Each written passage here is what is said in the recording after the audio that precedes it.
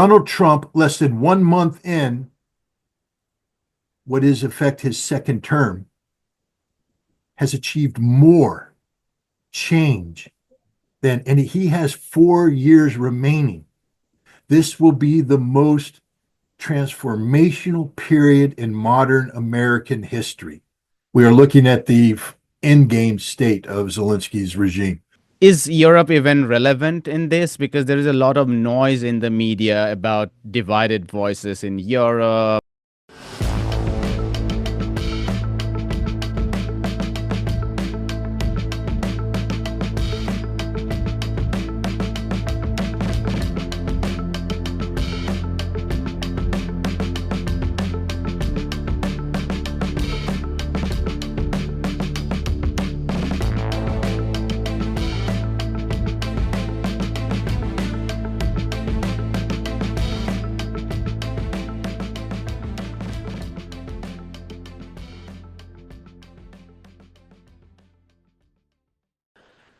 Hello and welcome to another episode of India and Global Left. Please like, share, and subscribe. Also, consider becoming a YouTube member, Patreon, or donate through the link given in the description box. Without further ado, let me welcome our guest, Scott Ritter. Scott is a former U.S. Marine Corps officer and a prolific author and commentator on geopolitics. Scott, welcome back to India and Global Left. Thank you very much for having me. I want to discuss the evolving US-Russia foreign policy with you. A lot of people said earlier that Scott Ritter's predictions do not come true, but I remember after Trump was elected, you said that there is a real hope about some positive changes in the US foreign policy towards Russia. And I think you were correct, as over the weeks, President Trump has had a long phone call with President Putin.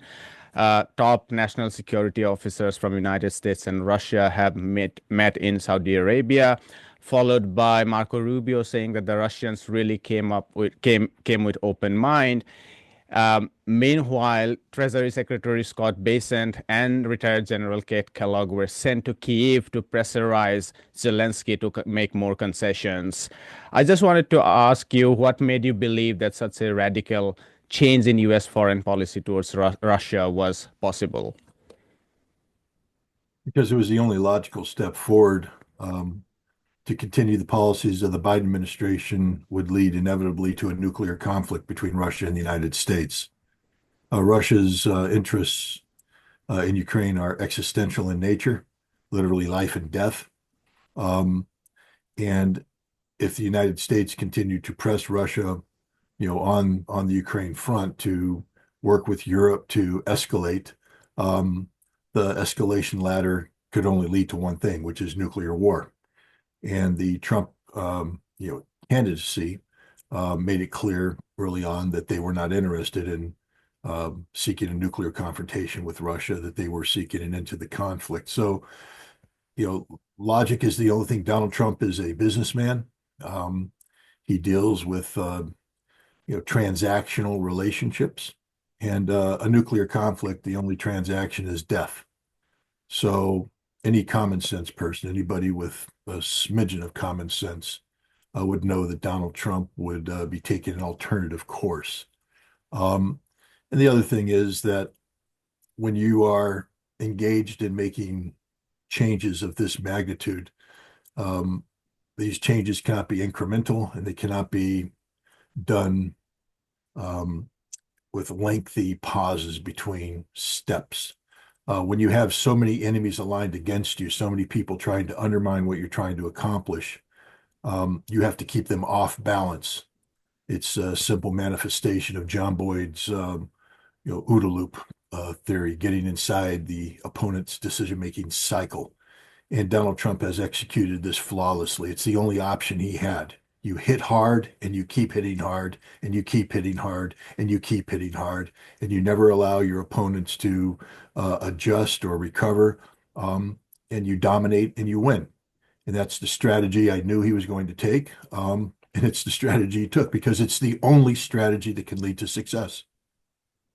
Some people say that Zelensky's decision to not grant the mining rights in Ukraine to the United States was uh, key to Trump's change of heart, and on the other side, how Russia responded to release of the person. I think he was a high school teacher who was caught crossing Russia with small amount of cannabis. Some people say that was also one of the contributing factors to Trump's quote unquote change in heart. Do you think that was significant? I think people are putting too much emphasis on minor uh, issues. Yes, Mark Fogel, the American that was released, um, was a confidence building mechanism, and Zelensky's refusal, continued refusal to sign a mineral agreement with the United States is also an issue. But understand both of those post-date the strategic decision made by Donald Trump to move forward in a new direction. Um, I think what happened here is that Donald Trump had placed his trust and confidence in an individual, Keith Kellogg, who came in with a plan um, that was unrealistic. And Donald Trump again was expecting results, immediate results. And Keith Kellogg came in, and the plan couldn't even get any traction. It was dismissed out of hand by the Russians. There was no place for Donald Trump to even attach himself to, a policy of change. And as a result, the Europeans were starting to get the upper hand. You remember what I told you. If you pause, the enemy gets to adjust. And so the Europeans were starting to adjust, were starting to coalesce. Um, and Trump was looking for a new track, and he got the opportunity when uh, he had his special envoy for the Middle East, Steve Witkoff, um, went to to Doha to negotiate the ceasefire in Gaza, and in doing so, he was exposed to a number of senior players, including Saudi Arabia's Crown Prince Mohammed bin Salman. Mohammed bin Salman has very good relations with Vladimir Putin and with Donald Trump. And he took one look at Wickoff and he said, "This is Donald Trump's confidant. This is a man Trump trusts. We need to get this man plugged into this problem, the problem of Ukraine and Russia." And next, Wickoff's on the on an airplane to Moscow, where he receives Mark Fogel. I think many of the negotiations were taking place prior to that.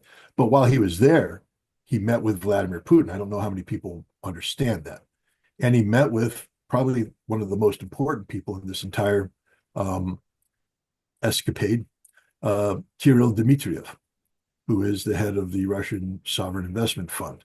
Um, if there's one person in Russia who knows the impact of economic sanctions on the Russian economy, can spell it out in detail, um, not just what it cost Russia, but more importantly, from the perspective of Wickoff and Trump, what it cost America, and then what could be done to recover. It's Kirill Dmitriev. And he had a short conversation with a businessman named Steve Wickoff, who then brought it back to a businessman named Donald Trump. And that is what is driving this entire relationship. That Donald Trump is not viewing Ukraine as a national security problem. It isn't a national security problem. Ukraine poses zero national security issues to the United States unless the United States seeks to further it down the path towards nuclear confrontation. Ukraine is an economic problem. The restoration of relations with Russia is an economic issue. And you saw this when Trump picked up the phone, had a 90-minute phone call. Now you'd say, well, why couldn't the president of the United States in his first 3 weeks as president have a 90-minute phone call with Vladimir Putin? Because there was nothing to talk about. Keith Kellogg's plan was unrealistic. The Russians were not going to play ball. And Donald Trump was watching his entire, scheme of not just solving the Ukraine problem, but unplugging from Europe. Remember, he needs to get out of Europe. He doesn't need to double down on Europe. And Kellogg's plan was going to get him trapped in Europe. Um, and Trump has a 90-minute phone call where they discuss a wide range of issues, not just Ukraine. And then uh, Rubio and Lavrov meet in Riyadh. Again, they're the ones that are on the photographs, but the real power in that entire meeting was the Wickoff Dmitriev connectivity because they made that meeting happen and they drove the agenda of that meeting. And it That was is a 4.5 hour meeting. It four and was a half hour long. meeting where they discussed energy security, they discussed restoration of diplomatic ties, they discussed trade, they discussed everything but Ukraine. Ukraine was treated in the periphery because that's all it is. It's a peripheral issue. Um, and and then we see where we are today. All the other things, they're just, they're results of this. But the thing that got this going was that Donald Trump finally has an advisor who has latched on to a policy that is viable, realistic, can achieve results. And look at how dramatic things are, how quickly things are unfolding. Um, it was again, I've said all along, Ukraine cannot be viewed as a national security issue. It has to be dealt with from the standpoint of, what is the real issue between the United States and Russia? And the real issues are economic. Um, if you take a look at, Donald Trump, one of the things he said early on is, de-dollarization and any effort by BRICS to dump the dollar, and he's going to bring 100% tariff on it. Well, let's just chew on that for a second. Maybe you can tell me which BRICS nation has talked about actively, aggressively going forward with an independent BRICS currency. Name one. And the answer is there are none.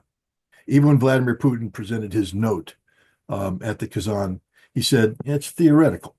He said, we're not trying to de-dollarize. We don't want to de-dollarize. The United States is making us de-dollarize because of their policies. And this is bad policy for America. The Indians have said the same thing. Modi has said similar things. Brazil has said similar things. China has said similar things. If the United States won't let them use the dollar, then they have no choice but to find an alternative for making international payments to the dollar. Um, but what is being discussed now is bringing the dollar back to Russia. Visa and MasterCard coming back to Russia. I think you're going to see the sanctions lifted on Russia. And now, BRICS. But see, Trump thinks that that's going to make BRICS go away. No, it's not. It just means now BRICS can do what BRICS was going to do using the dollar. It doesn't change, it doesn't change the trajectory of change that's taking place. But what it does is preserve the dominance of the dollar. And as long as the United States allows the dollar to be used without seeking to leverage that into things, I think Trump is a businessman. He is a man who says, how do we make money off of this? How do we profit off this? The United States profits tremendously by letting the world use the dollar. Um, and this is, again, a byproduct of this new interface with Russia. This has so much more to do than just Ukraine. Ukraine is the initial obstacle that has to be jumped. But even now, they're saying we're going to put that obstacle off to the side. And I guess there's going to be another meeting in the near future where they're going to basically hammer out the details of restoring full diplomatic relations, lifting all of the restrictions that have been imposed, beginning the complete, multifaceted, full spectrum diplomatic engagement. This is the direction we're heading. Three things kind of stand out to me. One is the clear recognition that Russia is a major geopolitical power, and you have to take that into account in any kind of foreign policy decision making. The second is that Ukraine is not a national security issue as far as the United States is concerned. And the third is that the sanctions imposed in Russia, if at all, was hastening the de-dollarization to the extent that it could be a possibility. And President Trump understands that, and obviously he doesn't want it. I want to ask you, given some people are saying that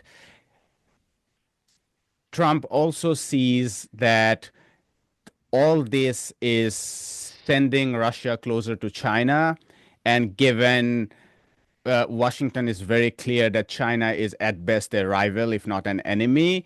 they can at least buy Russian neutrality in the event of a rivalry or competition, if not war. I just wanted to have your response on that line of analysis.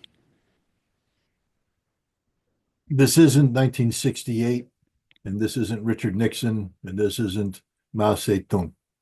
Um, this is Vladimir Putin and Xi Jinping, who have a long history of being, um, very friendly in terms of their personal relations. And we're dealing with a situation where Russia and China have become extremely, in an unprecedented fashion, interlinked economically.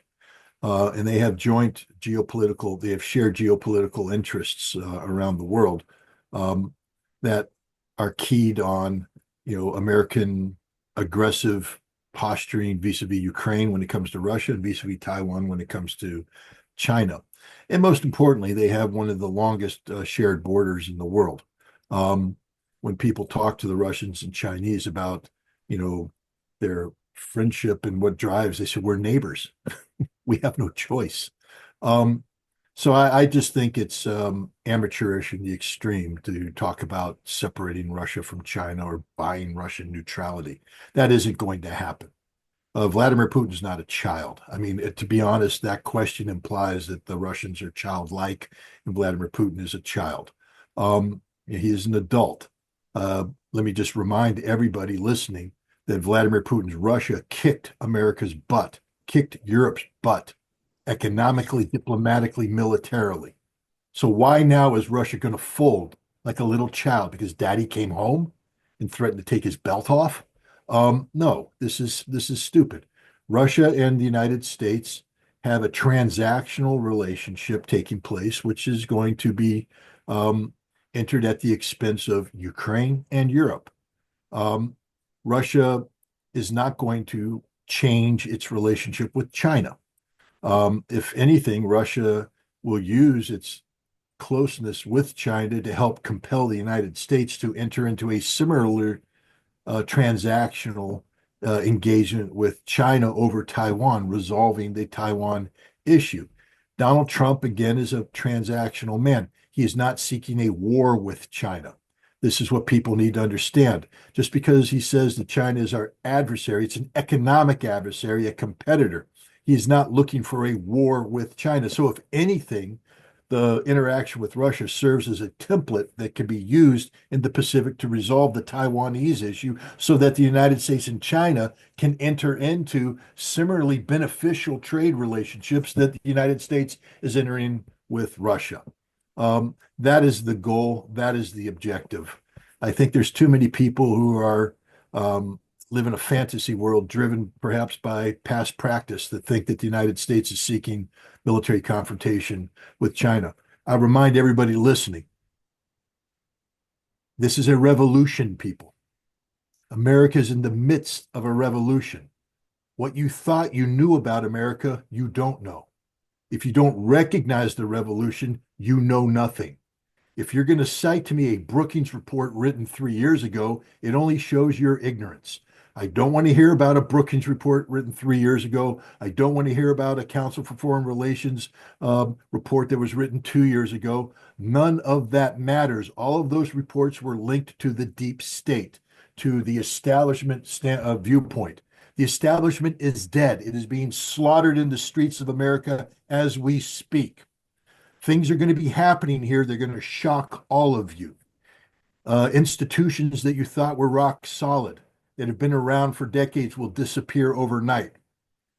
Public figures that once dominated the airwaves with their cockiness and their aggressiveness will be let off in handcuffs for betraying the Constitution of the United States.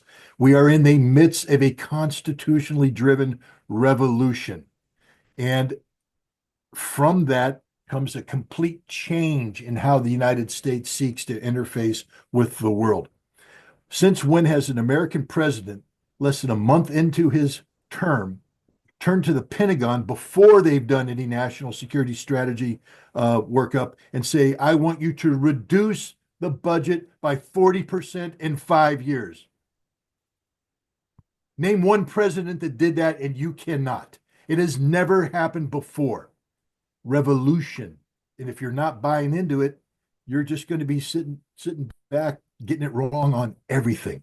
You have to look at what the United States is doing through the prism of the revolution that is taking place domestically, and that resonates in a foreign policy fashion. The people that were calling the foreign policy, that were shaping foreign policy, are no longer in power, and the institutions that they used to influence have been dismantled or are being dismantled. USAID, the National Endowment for Democracy, all of this is gone, finished, never to return, permanently destroyed. This isn't just a hiccup. The other thing I remind people when they say, well, it's just a one-term president. Right. I'm John going to stare Bolton. you in the eye right now when I say this. One-term presidents don't accomplish anything. Two-term presidents do, but only at the end of their second term. The first term is spent learning, positioning, etc., playing politics. The second term, if they get one, is spent then negotiating to a conclusion at the end of the second term. Donald Trump, less than 1 month in what is, in effect, his second term, has achieved more change than, and he has 4 years remaining. This will be the most transformational period in modern American history. The world will have no idea what's hitting it in the face because they can't understand what's happening. You have diplomats, you have academics who are schooled in what America was, but America isn't that anymore. America is something completely different and so new and so in the midst of transformation that nobody understands what it is, not even people here in America. I wake up every morning shocked by what I'm reading, by what I'm seeing, positively so, because I'm somebody who said what was strangling America, the deep state, the establishment, had to go. And I prayed that Trump would be the man to get it done. But not in my wildest dreams did I see Donald Trump doing what he's doing in the time frame, with the speed, with the alacrity, with the fearlessness. It scares me, to be honest, because I'm a constitutionalist and I see the Constitution. It appears that the Constitution is being ignored in some cases, as he seeks to go after a bureaucracy that used the rule of law as a shield behind which they manifested their corruption. And so Donald Trump is attacking this. He has people, there was something I read earlier today, because when I try to explain this to people, I said, don't talk to me of Republicans and Democrats. The Republican Party no longer exists in terms of any meaningful power. And the Democratic Party is destroyed in ruins. They said, well, Donald Trump's a Republican. Donald Trump's a Democrat who fled the Democratic Party. The Republican Party never knew how to handle him. What we're talking about here is MAGA, the MAGA movement. Look at what pushed Donald Trump across the finish line was his alliance this past summer with RFK Jr., the Make America Healthy Again movement, revolutionary, transformational. Millions of Americans supporting him came on board.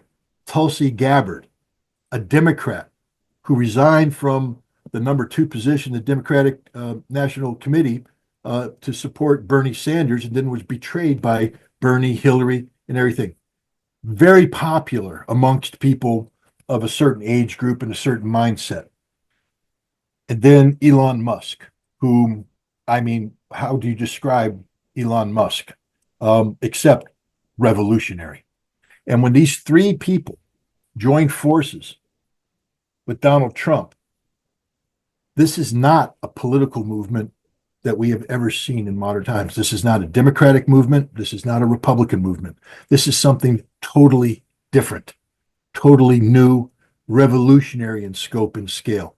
And unless you're willing to understand this, if you keep falling back on past templates where you try to apply a Republican template over what Donald Trump is doing, you will fail. If you say that he is simply a partisan going after the Democrats, you will fail. He is going after the duopoly. He is going after the corrupt system that existed. This is something completely new. And if you don't understand that, you're not going to get any of your analysis right about what's going on in the United States today. It's very interesting that a lot of these developments, at least on the Russia front, is along the lines that you have been a long advocate of, and even you were still surprised because even as you were saying that it's a lot of change. What you are saying as revolutionary, so things that you have been advocating, things are moving along those directions, and you are still that surprises even you. I wanted to discuss with you in the interest of time. You earlier said at the expense of Ukraine. A lot of people are now talking about possible concessions that Ukraine has to make. What are the territorial grounds that they have to seize and stuff? Do we have any idea about what could be the new divisions across territorial lines? I mean, it's very clear to me that they would never be a member of NATO anytime in the near future. But in terms of territorial divisions, in terms of security, or in terms of what terms and conditions over eastern Ukraine would be, do you have any idea about that? Of course, we have an idea. Vladimir Putin has been very transparent about this. It's just that people don't believe when Vladimir Putin says something. For some reason, they tend to be dismissive of it. This past June, he put a peace proposal on the table. There's a modification of the Istanbul Communique. If you're not familiar with the Istanbul Communique, I would advise you to go become familiar with it because it is driving and it's going to drive much of what post-war Ukraine is going to look like. Zelensky has no say whatsoever in any outcome here. Let's just eliminate him. He's a problem. He's noise, white noise, buzzing in the background. He will be taken off the stage sooner rather than later. Sooner if he continues to spit in the face of Donald Trump, the Godfather. I mean, we really, I don't understand what Zelensky thinks he's trying to accomplish here. But Do do you think his government can collapse from within? it is collapsing from within. It's not do I think it could. It is collapsing from within. We are looking at the end game state of Zelensky's regime. Um, he existed to serve as a conduit through which billions of dollars of aid flooded into Ukraine, and then he, as a corrupt overlord, was able to disperse it to various constituencies. The spigots turned off from the United States. Europe is desperately trying to come up with something. There's an election in Germany tomorrow or Monday, I think Monday, that if it doesn't go the way the pro-Zelensky people want, 700 billion euros will not manifest itself, and then Zelensky is starved. And again, because his government doesn't work as a real government, it's literally a money laundering vehicle designed to enrich certain political and economic elites. If Zelensky can't fulfill his job, then they're going to remove him and put somebody in who can fulfill the job. So Zelensky will not be part of post-Ukraine's future. That's a given. Russia won't deal with him at all. Putin basically said it's the Istanbul Communique updated based upon modern reality. Okay. Now, the Russians have always said from the very start, Vladimir Putin has always said that Russia didn't enter this conflict to seize territory. There's a very big constituent in the pro-Russian blogs on social media that say that Odessa must become Russia, Kharkov must become Russia. But see, they don't count. What about Donetsk and Luhansk? That is Russia. I mean, there's literally no debate here. Kherson and Zaporizhia, they are Russia. Ukraine will return every inch of Russian soil to Russia. Ukraine has no vote in this. It's not a matter for discussion. Keith Kellogg was trying to make it something. That one of the reasons why Keith Kellogg's plan never got any traction is because he was trying to play stupid games about frozen front lines and all this. There must be territorial concessions to the Ukrainians. No, there won't be. Remember this: Russia is winning the war in decisive fashion. So, Russia's not looking for a ceasefire. Russia's not looking for a respite. Russia is willing to keep putting the pedal to the metal and grinding away. Soon they're going to go through the last of the fortified urban areas in Donetsk, in Donbass. And when they get past that, it is wide open fields. And you are going to see the lines shift dramatically towards the Dnieper River. And if that happens, then the battlefield reality that Vladimir Putin's talking about becomes vastly different. And then Dnipropetrovsk may become under Russian occupation, and the Russians may keep it. And if they pivot south, Odessa may come under Russian occupation. And if they pivot north, Kharkov. But right now, that's not the case. And so what the Russians are saying is, we want Russia to be Russia. We want Ukraine and the world to sign a treaty recognizing that these territories are Russia. This isn't going to be, again, the Keith Kellogg plan, like the Baltics during Soviet times, where the Soviets occupied it, but we called it occupied territory, and we had maps that said Lithuania, Estonia, and Latvia were occupied territories. No, Russians aren't playing that game. See, Russia doesn't need the sanctions lifted. That's what people need to understand, and I think this point is being driven home to Donald Trump. Yes, he said that they're on the upper hand. We have no leverage on them. If we say, well, if you don't do this, we won't lift the sanctions, they say, good, we're winning. Our economy is booming. We have pivoted to China. We don't need you. We don't want you, whatever. And so the Russians will get all of their territories and they'll get all of the recognition they want. Now, this may be a split between the United States and Europe. As long as Europe exists in its current form, it won't much longer. This is another historical moment we're watching, is the absolute collapse of Europe as a singular institution, the European Union, and of NATO. We're watching the absolute destruction of NATO as we speak. And this changes a whole bunch of things from the Russian perspective as well. But Russia will get its territories.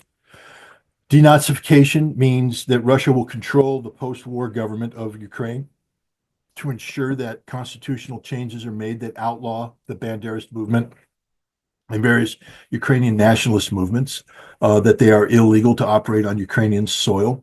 The government will be pro-Russian. Demilitarization, anything that was tainted by NATO will be eliminated from in Ukraine. They will not maintain a large army. Their army will be reduced significantly and will be primarily a border guard force. All this NATO equipment that went in will either be destroyed, returned, or turned over to Russia. This is what peace looks like. This is what happens when you lose a war. This is what happens when you win a war from the Russian perspective. They get to dictate. And the longer this goes on, the more the realities on the battlefield change, and you'll see things there. But I don't think Russia is going to be demanding Odessa, Kharkov, Dnipropetrovsk, Mykolaiv. I don't think that's not what they're looking for. They recognize now that they have an American president who's willing to make peace on the conditions that Russia set forth back in June. And that's good enough for Russia. They don't need to do anything else. I mean, if they want Odessa and Kharkov, you do that 3 to 5 years down the road by holding a referendum, and getting the people of Odessa and Kharkov to vote and say we declare our independence and we want to join Russia. That's how you handle that. You don't lengthen this war, and in effect undermine everything that you've said you stood for. Russia never entered this conflict with territorial acquisition as an objective. It was only after NATO poured in tens of billions of dollars to lengthen this war back in May of 2022, and then launched a counterattack that Russia said, in order to protect the Russian population, we must bring them under our control. We hold referendums, etc. But that was never the going in proposition. That was never Russia's strategic objectives. Um, and so I don't see Russia changing its tune late in the game, saying, no, well, now we've decided that it is about territorial acquisition, that we are waging a war of aggression, that we do seek to, to strip Ukraine of its rightful lands. I don't think Russia is going to do that. I think Russia is going to do what Vladimir Putin has said all along they're going to do. They have, you know, three major objectives. Ukraine will never be a member of NATO. Bing, we got that. Ukraine will be demilitarized. Bing, they're going to get that. Ukraine will be denazified. Bing, they're going to get that. And then they've thrown in this fourth one, which is added on. The territories that Russia has absorbed are forever part of Mother Russia. Bing, they're going to get that. Russia's going to get everything at once. My final question, feel free to answer as concisely or as elaborately based on your time, is what's is Europe even relevant in this? Because there is a lot of noise in the media about divided voices in Europe and scrambling in different directions, trying to save US-Europe relationship, trying to rethink or double down on Russia-Europe relationship. On the other hand, they are also extremely powerless, it seems to me. Just wanted to hear your thoughts about Europe on this issue. I think Europe is its own worst enemy. They have misread the tea leaves greatly. The when you have officials like Madame Callas, the foreign policy, uh, I don't know, foreign minister of the European Union. I don't even know if that exists, or European Commission. And then you have Ursula von der Leyen, president of what? Of what? I keep wondering how many divisions they control. I mean, when Ursula wakes up in the morning, can she call her chief of staff and say, mobilize the European army? No, because there is no European army. Kalas, can she make binding foreign policy agreements? The answer is no.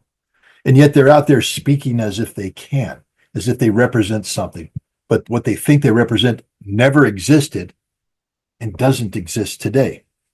The reality is that Europe is a collection of nation states that do not see eye to eye on the issue of Ukraine.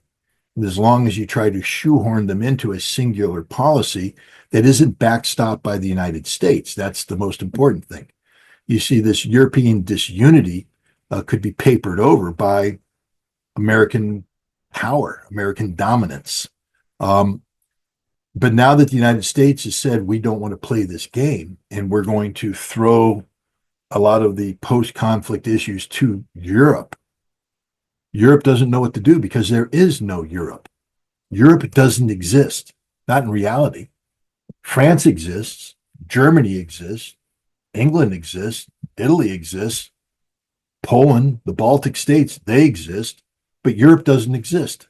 There is no Europe. So Europe is irrelevant and becoming increasingly so. The question now is, what will these independent states do? They continue to try to work together to breathe life into this dead corpse called Europe. But Trump has made it clear that he's not going to deal with Europe. He will deal with individual states. And one by one, they will fold and recognize that their only path forward is to have effective bilateral relations with the United States. And since no European nation by itself or even in concert with others can put forward a counterweight to the United States, Europe will have to yield to American prerogatives, American demands. And that is the reality. There is no Europe. Europe has no capability to do anything meaningful. They just further isolate themselves and set themselves up for failure. And they're going to find out the hard way about the consequences of their actions. Many European countries that have taken significant financial losses in Russia because they went along with the sanctions are now. Especially in Germany, the most important of European countries, and sentiments are very, I mean, the pro-Russian sentiments are very high on extreme ends of the political spectrum. But it's going to be very difficult for German companies to get back into Russia. You think Because so? of course, I think so. Ru- Because they have had a very good relationship for a very long time, whether it's it gas, doesn't whether matter because you can't go back and talk about the 1980s, 1990s, 2000s, all the way up. When Germany divorced Russia in February of 2022 and pulled their companies out, that was the end. Russia had to make adjustments. Vladimir Putin had to make investments into Russian companies to fill the vacuum left by the European companies withdrawing. Those Russian companies have been built up. They have relationship with China. They've built their own markets inside. They have matured. They don't need Europe. And to allow Europe back in means you're going to sacrifice Russian sovereignty. For what? To appease Europe? Now, I think the Germans have to start from scratch on this one, just like everybody else. The best thing they can do is try and enter into energy-based relationships with Russia to restore connectivity with the Russian oil and gas markets, to bring pricing under control, to rebuild their industry as much as possible, and then to come up with normal diplomatic relations. And once that happens, you can begin the process of starting anew, going in and seeing what the Russian market can sustain, can bear. But the assumption that they're just going to be able to walk in and take over their factories and take over their market, get their same market share, that is never going to happen. Not for anybody in Europe at all. There is a price to pay for your stupidity, and this price will be very heavy for Europe. The United States, some of our companies might have problems, but Boeing, for instance, isn't going to have any problems getting back into Russia because there's a need. If you can find a need, then you can fulfill that need, and you can back that with normal diplomatic relations, no sanctions, etc. I think companies will be able to go back into Russia and thrive. But if you're making an assumption that you're going to fall back upon prior good relations and prior market share and prior business, forget that. That's done. Russia has moved on. There's a reason why Russia kicked the West's collective butt economically. That's because they rebuilt every aspect of they invested trillions of rubles into their economy to build a viable domestic economy independent of Western investments and Western economic linkage. This is what has given them the leverage over the West. So why now would they sit there and say, well, let's undo all of that and give the West the ability to leverage us back in return? One of the biggest problems that Vladimir Putin faced during his presidency, pre-special military operation, was that he had the issue of the oligarchs that he had to deal with, but he also had the issue of the way that the West was interwoven into the Russian economy. And you're talking 30, maybe close to 40% of the Russian economy is woven into the West. And what that brings with it too is Western economic leverage that gets turned into, it carries political weight. There was an opposition to Vladimir Putin, and a lot of that opposition came from the parts of Russian society that were part of this interwoven, Russian Western connectivity that had its birth in the 1990s when the West was dominating Russia, but continued even afterwards. Putin couldn't unplug the political cost. He was winning elections, 54%. Vladimir Putin's a dictator. What dictator wins elections by 54%? You can't name a single dictator that wins elections by 54%.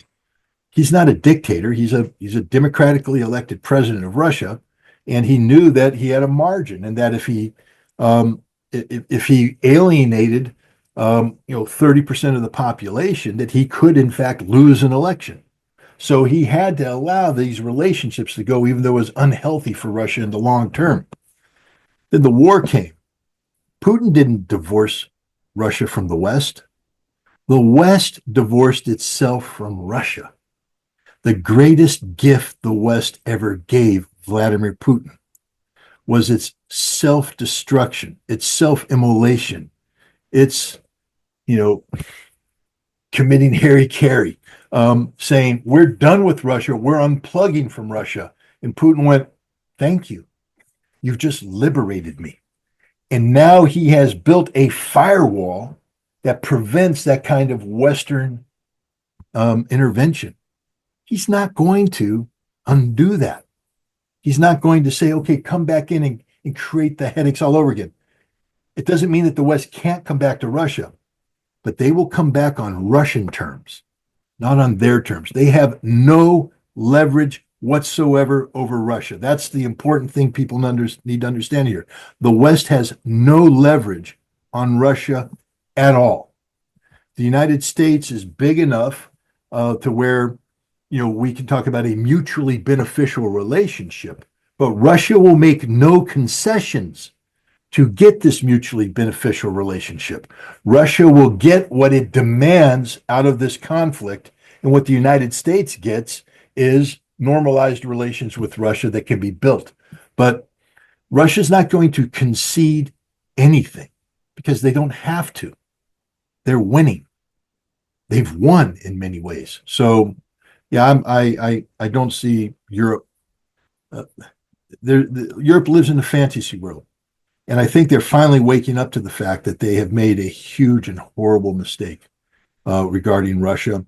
And as a result, their decades-long subservience to the United States is also coming back to bite them, because we finally have a president who's woken up to the fact that America doesn't need Europe. Europe is actually a drag on us. But we don't get anything out of this European relationship. Nothing. Nothing. So America is going to divorce Europe, and Europe's on its own. And it's going to be an ugly decade or so for Europe as they try to, find their own feet. Scott Ritter, this was one of the most informative, provocative, pragmatic, and I must say, an innovative geopolitical talks I've heard recently. Thank you so much for your time. Thanks for having me. All right. Hi, my name is Ayushman. I, along with Jyotisman, have started this platform. In the last 2 years, we have tried to build content for the left and progressive forces. We have interviewed economists, historians, political commentators, and activists so far. If you have liked our content so far and want us to build an archive for the left, I have two requests for you. Please do consider donating for the cause. Link is in the description below. Also, if you are not able to do so, don't feel sad. You can always like our videos and share our videos to your comrades. Finally, don't forget to hit the subscribe button.